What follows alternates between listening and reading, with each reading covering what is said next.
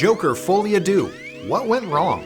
Hey everybody, welcome to Nerdist. I'm Kyle Anderson. I, for one, was very surprised by the success of Joker in 2019. As a dyed-in-the-wool Batman fan, the idea of a Joker solo movie depicting the character's Elseworlds-ass origins without Batman's involvement seemed anathema. It also felt incredibly edgelord, setting the movie in a Scorsese-inspired 1970s version of Gotham, overtaken by crime and corruption on a grandiose scale. I honestly felt like the Joker was the absolute wrong character to make a Rorschach-style psychopath for the people. But what do I know? The movie came out and it made over $1 billion worldwide, was nominated for 11 Academy Awards, including Best Director and Best Picture, and ultimately won 2. One for the film's original score and another for Joaquin Phoenix's lead performance. Success, both critically and commercially on that scale, in this day and age, was sure to spawn a sequel. But what do you do after the nigh-apocalyptic ending of the first film? Where does Arthur Fleck go once he's fully actualized? The answer, in the sequel, Joker Folie Deux, is backwards. What exactly went wrong with the Joker sequel? The short answer, as far as audiences and critics go, is everything. Over the weekend, Joker 2 made just over $40 million domestically, less than half of what the first movie made in 2019. And it's not just a matter of money. The first movie has a 68% critic score and an 89% audience score on Rotten Tomatoes, a 9.0 user score on Metacritic, and an 8.4 on IMDb. That's pretty much universal acclaim from the people. Compare that to the sequel, which has a 5.4 on IMDb, a 4.2 on Metacritic, and staggeringly bad Rotten Tomatoes scores of 33% and 31% for critics and audiences, respectively. That's right. The audience score on Rotten Tomatoes is actually lower than the critics. Incredible. So legit, what happened? Is it simply a bad movie? I think it reads that way, but I think more accurately, it's a misguided movie. Director Todd Phillips said, aside from the box office of the first movie, that he and star Joaquin Phoenix wanted to make a sequel because they both loved the character of Arthur Fleck so much. This is abundantly clear in Joker Folie Deux. They love Arthur so much they forgot that people watching the movie love the Joker. This movie focuses on Arthur's impending murder trial. While the guards at Arkham beat the shit out of him on the reg, 2 women seem to want what's best for him. One, his lawyer, played by Catherine Keener, wants to use the insanity defense, claiming the Joker is a separate personality. But another Arkham inmate, Lee Quinzel, played by Lady Gaga, knows the Joker is the real Arthur and wants him to embrace it. Phillips seems to try to tell us Arthur is neither and both. While attempting to turn the gritty crime story into a kind of musical, more on that later, what really seems to motivate Folie Deux is a desire to explain away what people liked about the first Joker movie. He's not such a bad guy, but he's also 100% guilty of grisly murders. What's appealing about that? Who is the movie for? I guess the people making it and nobody else. I want to keep talking about this movie, but to do it, I'm going to bring in Nerdist writer and renowned opinion haver Mikey Walsh. We'll get further in the weeds on the movie, discussing its steps and missteps, as well as its apparent attempt to make a very half-assed musical. Plus all the very spoilery moments I didn't mention earlier. So if for some reason you still want to see it and remain unspoiled, leave now. But know that I think you should wait for streaming. Or never. Hey Mikey, how are you? Thank you for saying the title of the film, which I am still not 100% confident I can nail. Folie Deux means a madness shared by 2, which, well, let's start right with that. So like when they said, Harley Quinn is going to be in it, that makes perfect sense. It's like, that he's found his counterpart in the form of Harley Quinn. And I kind of don't think that they paid that off at all in the movie. I mean, for one, it's not Harley Quinn. And they talked about this. Phillips talked about this, like, we want a Harley Quinn that fits into this world, but it just wasn't Harley Quinn. It was a character with the name Harley Quinn with blonde hair, and that was where it ended. That could have worked. I don't think it worked for a lot of reasons. I don't think the movie worked, but in terms of the title, I actually think maybe a title that most people weren't going to know how to say was not the way to go. Hollywood still talks about how like The Shawshank Redemption, arguably the greatest movie ever made, partially bombed because the title was people like, what is this? So, I think that there are a lot of things Warner Brothers would like to do over, and the title is probably one of them. It's just baffling to me. Like here we are on the Monday after the movie came out recording this, and it not only made half as much opening weekend, less than half of what the first movie made its opening weekend. It is just absolutely getting ravaged by all critical and audience scores imaginable. I just mentioned this before we came in, but like somehow the audience score on Rotten Tomatoes is 2% lower than the critic score. And the critic score was already 33%. Usually there is a huge discrepancy because like the first movie has like a 68 critic score, but like an 89 audience score. Like the audiences really seem to dig and vibe with this movie in a way that critics maybe didn't. This one, like everyone is sort of together in their dislike of the movie. And I'm sort of curious what your take is, having seen it more recently than I have, but like, do you see why people weren't digging it? And do you think there was anything about the first movie that they seem to have completely lost track of by the second one? That's a leading question, but I think there are three parts to this box office bomb, and that's what it is. Let's not mince words. Considering the first one made $1 billion, and I think I saw something that said this movie opened at the same level as Morbius. You know, like, oh no. When you're there, and you know, it was something else that it was like the first cinema score for a superhero movie to ever get a D, like ever. Like superhero movies are just impervious to getting grades like this. Although this isn't really a superhero movie, you know, and that's part of the problem too. Yeah. So I think there are three things. One, the core audience that made the first movie $1 billion film that went back and saw it again and again. I don't think for a lot of them a musical is what they wanted. I think right off the bat, the format probably alienated a lot of people who absolutely adored the first movie and maybe even felt betrayed by the second movie being a musical.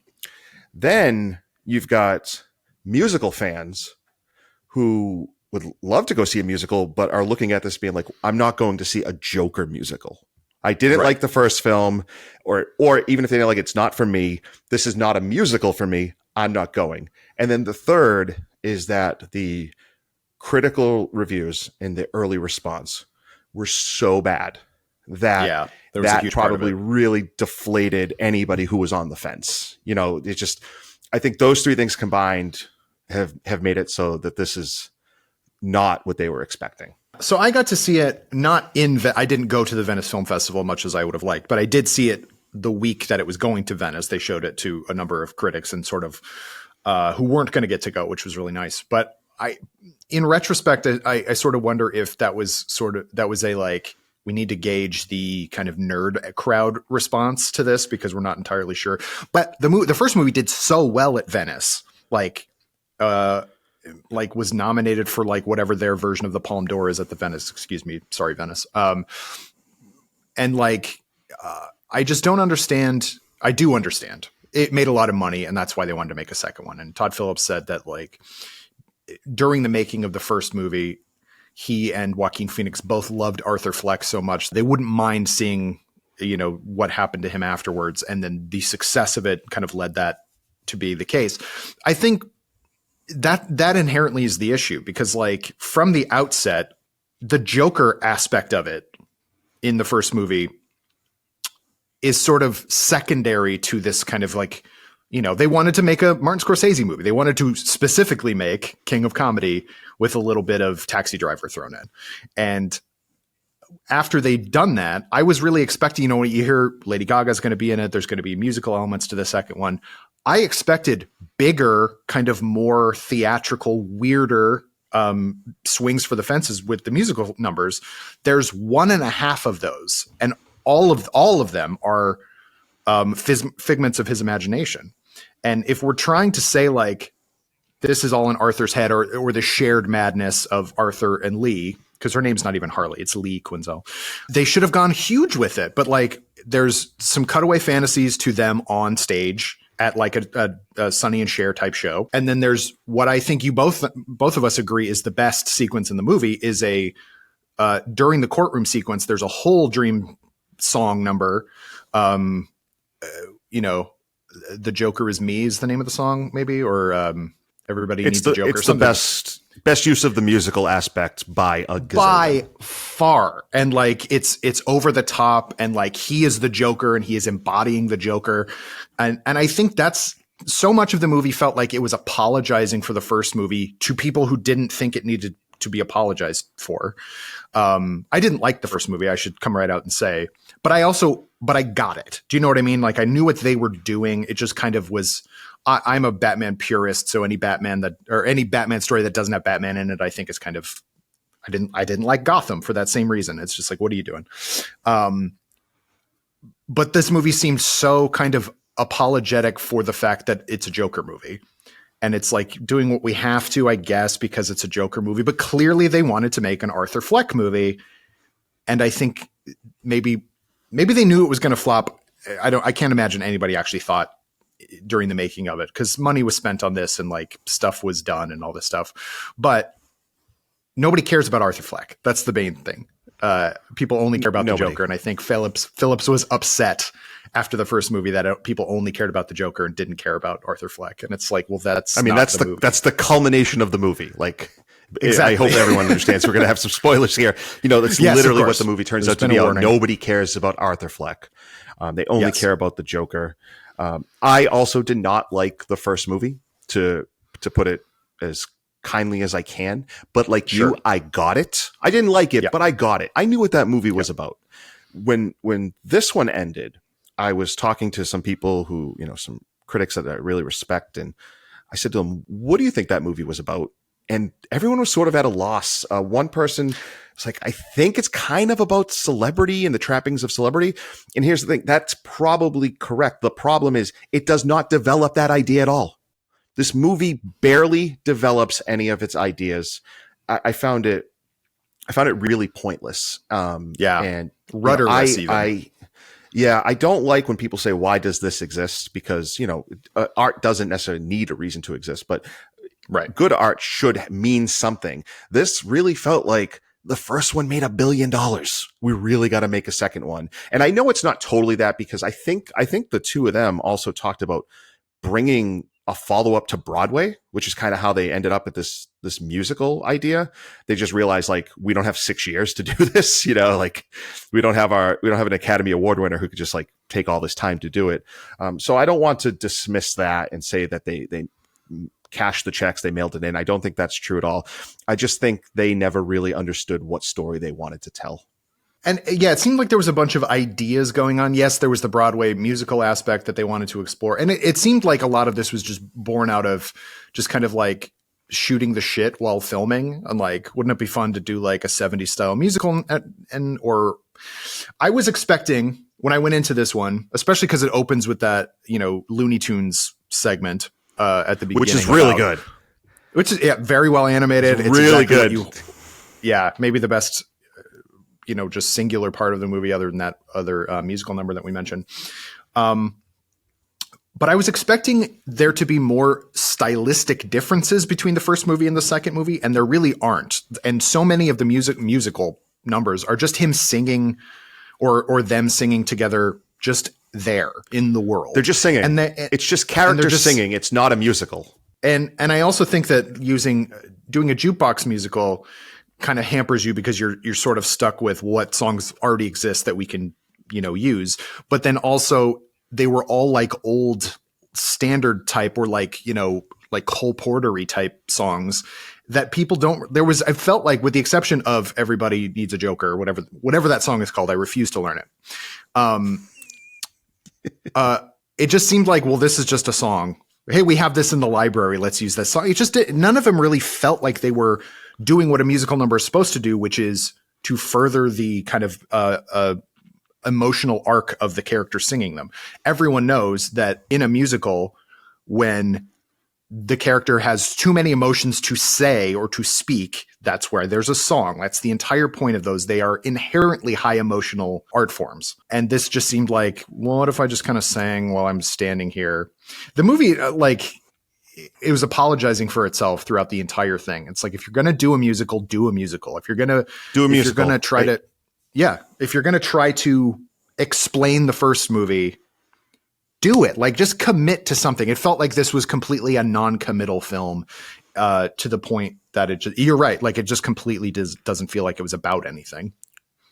And was frustrating for me was, as much as I did not like the first one, I thought coming in and doing a musical, especially considering the fan base for the first one. And I don't necessarily mean that negative. Obviously, there were some, I think there was a subset of fans that were kind of bad and didn't really understand the movie, and which is partly what this movie is about. But as much as I didn't like the first one, I thought, wow, this is a swing. This has the chance to be really good and be very different from the first one, but they never really embraced the musicalness of it. I wrote about this for the site, that this is technically a musical, but spiritually it's not. And if they weren't going to embrace it, I wish they had just abandoned it and tried to make an interesting follow-up. And that's probably what this movie is most guilty of. It's not even that it's a non-musical musical. It's not that it's constantly apologizing for itself. This movie's boring. It's a boring movie, and it is tedious, and the pacing is so slow. And, the fact that we have a movie where there is a Joker figure, I think now we can call him a Joker figure, right? The inspiration for this supervillain in this city that is clearly teetering on the edge. And we are stuck inside a prison in a courtroom for the entire thing was so frustrating. There is a far more interesting story going on outside of this movie than what we see. Yeah.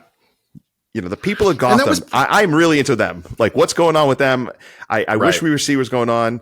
I actually wish that this movie had not been Joker 2. I wish it had been Harley 1. I think she's got a far more interesting story going on here. And so for all of its flaws, the one thing you can never forgive is boring, because that means it's not even interesting. Yeah. I'm really, conflicted about a lot of things because I didn't like the first movie very much. But the problem, other than the Batman aspect of it, is that like it just felt very derivative and also not necessary at the time. Like, yes, okay, this guy, it is, what is the joke about the Joker? We live in a society. Like, that's the joke. And that entire movie was just about we live in a society. But what if that society were the 70s? Like, well, we did do that. And people didn't talk about mental health in the 70s the way that that movie kind of did and everything. But I think there is an aspect of a guy who gets kicked. There's, the straw dogs, parable, whereas like there is a guy who gets kicked while he's down so much that eventually he's going to snap.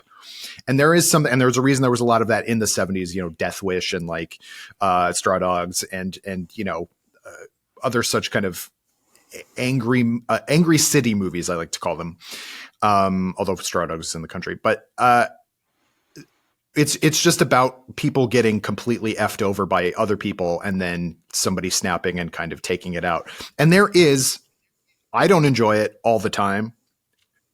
There is something cathartic about that. So I understand. And what if the city was on the side of that guy instead of thinking that he's a pariah or a problem or something like that? I find that kind of interesting as a parable, I guess. But the second one goes, no. I think everybody kind of read that wrong. You're not supposed to side with him. How can you watch the first movie and not side with him?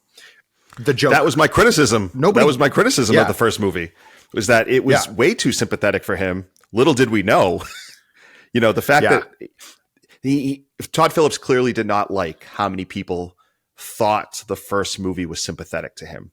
And I think the problem the problem with the first one really rears its head in this one, which is that in the first one, it really makes him sympathetic for like 95% of it. And then at the very end wants to turn the corner and be like, nope, he's not sympathetic. But you've already put in all that work. So then in this movie, where you clearly are supposed to think of him as sympathetic, the last thing you saw was something that said, no, he's actually not. So this is why, to me, like the big emotional crescendo of this film is supposed to be Gary Puddles, right? This is where Arthur sees the only person who really understands him and the only person who really liked him, Arthur Fleck, right? And this is supposed to be this big turn where he sees like, oh my goodness, what have I done? I did to this person, the only person who ever cared about me as a person, not the Joker. And I've done to him what society did to me. And it makes it, but it's not earned. It's just too incoherent. The point of view isn't there. And it just feels like they never quite understood what they did with the first one, which is why they tried to course correct too much in this one. And it just doesn't get there. It just doesn't get there. And it definitely doesn't get there after 2 hours of slog. And it feels so much like, because at that moment in the movie, he has fired his lawyer. He's made himself. He's representing himself. And not only that, he is the Joker representing himself. So he has completely re-embraced the kind of persona aspect of him. And then half of the time that Gary is there with a really like heartfelt performance by the actor Lee Gill, who's a great in the first movie and also really good in this one, is making fun of the fact that his last name's Puddles, which we didn't know in the first movie. So like, I completely feel like it undercuts that. And then all of a sudden he's like, actually, I feel bad for my friend Gary. Like it's completely unearned, and it's really mealy mouthed. And like right from the beginning, it's like, what if the Joker and Arthur were two separate personalities, which again is never talked about in the first movie, never even indicated in the first movie. And then, the second one is like Lee going, I love you. You're the Joker. That's why I love you. And then his attorney being like, no, Arthur, you're a victim and all this stuff. And just like him kind of just taking either side and just kind of going with it. And it's I don't know what it's quite saying, that in the first movie, he's manipulated by his mother and this idea of love that he has with Zazie Beetz' character. And then in this one, it's his lawyer kind of being the mother figure, and then another kind of like, fantasy version of what a girlfriend is, only this one's a little more like realized or whatever. I was half waiting for the end of the movie for it to be like Lee never existed or anything like that. It's just, I was waiting for something stupid of that caliber, because I don't know. Like, I think that this movie is just so unsure of what it's trying to say, but has to give us a little bit of Joker stuff, because that's what the audience wants. But also, we're sorry to have everything to do with the Joker, except that one scene where he's in the actual courtroom is in his head. Everything else it's just Arthur. And if you want to see the world's skinniest man smoking as though his face is hurting him, can we talk about this for a second? Can we Todd Glass? Let's do it. I'm not a scold about smoking in movies or TV. I like, if a character smokes, if the time period calls for it, I think it's actually distracting when movies are set during time periods where cigarette smoke was everywhere and nobody is. This movie treats smoking as the most important character trait that a human being can have. That's it. That's all he has. It's so much. It's gratuitous. It's just ridiculous how much the film relies on a character smoking to convey a character's emotions, state of being. Like, it's almost like a plot point at certain points. It's strange, and not the good kind of strange like I had hoped this movie would be. Yeah. And I think it kind of supports that they just didn't really know what they were doing. So it's like, okay, why don't you smoke right here? Just do it elaborately. We'll linger on you for 90 seconds here while you smoke, and that'll be good. People will figure it out. Yeah. Obviously we can talk about the kind of missed tone and missed opportunities. I do want to talk a little bit about the supporting cast, because like the new additions, like Catherine Keener plays his lawyer. I think she does a very good job. I think the standout of the new addition of the cast is Brendan Gleeson as the head guard or whatever at Arkham, who's like a jovial, like Irish cop, basically, who is awful and sadistic. And I think we're meant to, like by the end of the movie, he's ultimately the antagonist and then never has any sort of comeuppance or anything like that, which is not fun to watch. You know what I mean? Like, no, but I will say this, him and the guards not getting the comeuppance that you are expecting throughout, especially when Arthur calls them out and then they abuse him when he comes back from the courthouse. The fact that they don't, I actually think, is one of the few very interesting ideas in this movie, which is that it's not fair. Like in the first one, like the people he kills are pretty much terrible people, right? Like, a famous TV host who is just mocking this loser for ratings, these bullies and stuff. I don't think that film ever really grapples with the fact that none of those people deserve the death penalty, for their crimes. But the fact that the people here who are really criminals, the guards abusing prisoners, never get any comeuppance. I thought was one of the few interesting ideas. I'm not sure the movie was actually interested in that though. That's the other thing. Yeah, there's no pay. There's no like. It's just they just don't get it, and it's not really part of the ending. It's not part of the major themes of the film if they exist. But there are, yes, Gleason's great, Keener's great, but I have to call out my boy, one of my favorites, Steve Coogan, who comes in for one scene and just throws 99 miles per hour, is perfectly cast as that sort of investigative reporter who, is also there for ratings, and Arthur calls him out for it.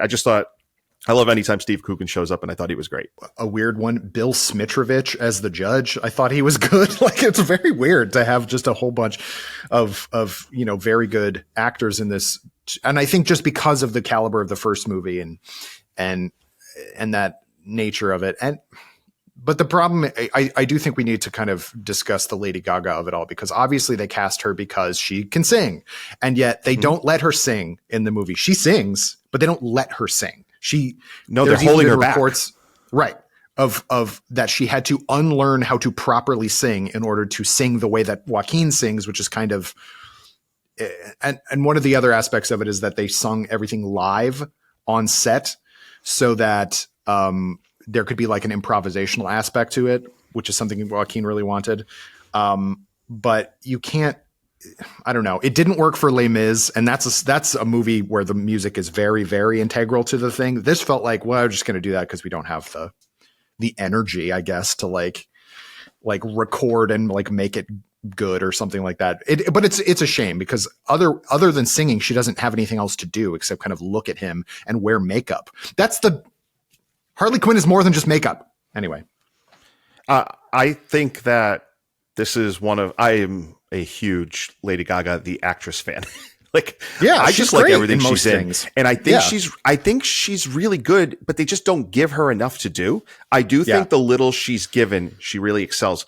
The stuff with the singing, and they said that they wrote the part with her in mind. This is like, we're going to write a part. We're going to do a musical, and we're going to cast one of the biggest pop stars ever. Someone who is immensely talented, right? Like, even if you don't like her music, she can sing and she's really talented.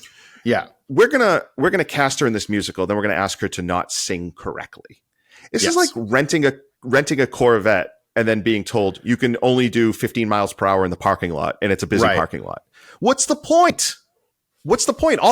If anything, even if it's kind of fun to drive it at 50 miles per hour, you're not thinking about that. You're thinking, why am I not doing 100 miles per hour? What was the point of this? Look at the speedometer. Look how high it goes. Oh, well, I guess I'll never see that. And they can say, oh, maybe they wanted her to sort of match his singing ability or kind of just be on the same, wavelength. But there's something really interesting there to introducing Harley Quinn, who, even if they wanted to change it, like we know from Batman, right? Where in all the things she's been in. One of the great things about Harley is like she's like a genius who's also just completely mad. It would have been really interesting to see a dichotomy of her singing beautifully when she's expressing herself versus the madness of reality. And instead we just kind of get this, like, they're like, okay, in this scene, you do it like this. And then when we do the musical, you also do it like this. It's like, but what's the point of the music? It's just like, I keep coming back to this. It's characters. It's not a musical. It's characters singing for most of it. That's just basically like them talking in a different way. It doesn't use the format. It doesn't use its own format. Obviously, we can keep going on this for a while, but one thing I do want to touch on before we wrap up is the kind of needless Batman references. So in the first movie, obviously, there's the whole Thomas Wayne aspect, which I do think was actually better used in the first movie than I was expecting, where he thinks Thomas Wayne is his father, has been told Thomas Wayne is his father, actually isn't. And then at the end of the movie, because of Arthur's actions becoming the Joker and everything like that, Thomas and Martha Wayne get killed and Bruce is left fatherless, parentless, and all that stuff. In this movie, you have a guy, just some guy playing Arthur or Harvey Dent. I mean, people are like dunking on that guy, but like, why would they make Harvey Dent such a prick in this movie if he is a prosecutor prosecuting a a gleeful murderer. You know what I mean? Like it doesn't make any sense. He's not the bad guy. He's not the bad guy. No, but to them he is, because he's the one who's, whatever. And then he's opposite Arthur. And then at the very, very end of the movie, spoilers for the very end of the movie, he's back in Arkham after all of this chaos and whatever, and he gets broken up with by Lee and everything like that. He walks down the hallway, and a guy that we've seen in Arkham a bunch of times, he just is in the background, comes up and wants to ask or tell Arthur a joke. The punchline is he gets what he effing deserves, and then he gets shivved a million times. And as the camera zooms in on Arthur dying, we see in the background this guy like cut his own face into a what is that? A Glasgow smile or whatever they call that. Implying that that's the real Joker. Arthur was he just started the movement, but that guy's going to be the real Joker. And yeah, I guess timeline wise, it works out that, like, since Batman is just a kid and all this stuff. I thought that was so lame and stupid. And it just, again, made it seem like Arthur isn't the bad guy. He's not the real Joker. I thought that was so mealy-mouthed. And also, like, why reference a better movie? Do you know what I mean? I know. There's the first film feels like it takes place in Gotham. It feels like this is the city where Batman is going to fight crime someday. This movie felt so separate from Gotham and Batman and that entire universe that it's just New York. It's just straight up New York. They don't even try. And it just felt like there was no need for this to be a Joker movie. Like, no. It just felt like this could be any guy, doing this. And the Harvey Dent stuff I thought was weird, especially if this movie is trying to be Harvey. This movie is clearly trying to force its audience to see that whatever kind of heroism anybody saw in Arthur Fleck originally is not there, that he is just a murderer, that he is guilty of the same crimes that he accuses everybody of committing on him in life, and that, he tries to find sort of redemption by at least accepting responsibility for what he's done. The problem with the ending is, because this feels so devoid of any Batman-ness, is that it just feels forced.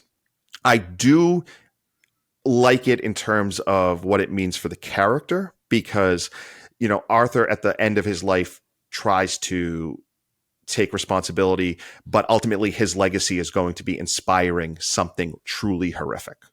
Right? Like, if there's not going to be another Joker movie. That was the other thing I loved about the ending. It made sure that we're not getting a third one. Right. True. But that for his story, that his legacy is going to be even more pain and suffering. And again, I don't think this movie is about anything. I think the two movies combined are about how society kind of creates its own monsters. Mistreats. Yeah, I know. I believe me. I don't think it's a good job doing it, but that's at least what it is they're about. Sure. So that's kind of interesting unto itself. It just doesn't work in the context of the film because it feels so forced. It just doesn't. It's like, it almost feels like, oh, right, this has to, the Batman stuff. This is a Batman movie ultimately in some ways. So we have to do the Batman thing, but none of it's there. Yeah, I think, the best sequels make the earlier films better. And I ultimately think that this movie makes the first Joker worse, because it's like, is that what I was watching the whole time? All right. Thank you, Mikey. Thank you very much for joining us. Back to me in the studio.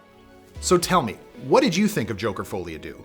Did it work for you in a way that it didn't for most people? Would you have gone full Broadway with it? And do you ever need to hear That's Life ever again? Because I sure as hell don't. Let us know in the comments, and for more of the latest and greatest in the world of pop culture, keep it glued to Nerdist.com.